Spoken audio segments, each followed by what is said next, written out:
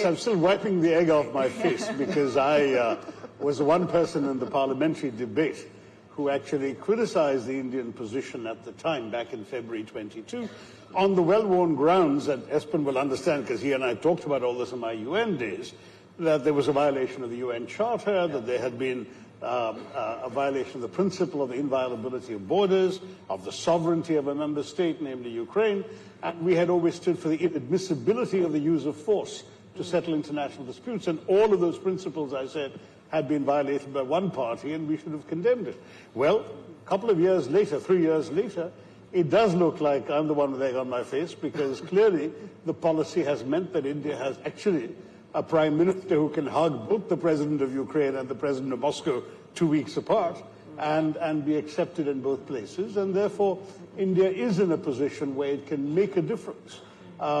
to a lasting peace, if it was so required, in ways that very few countries would be able to.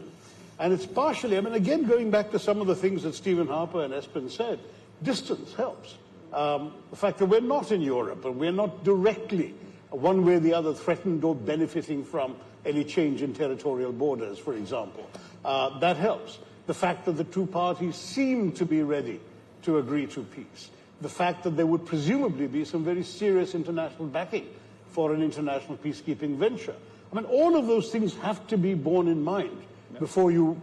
answer the question that you just asked here. As an Indian government a person making such a decision, those considerations would really have to be uppermost before they say yes or no. But I can see it entirely possible that in these circumstances, India would say yes.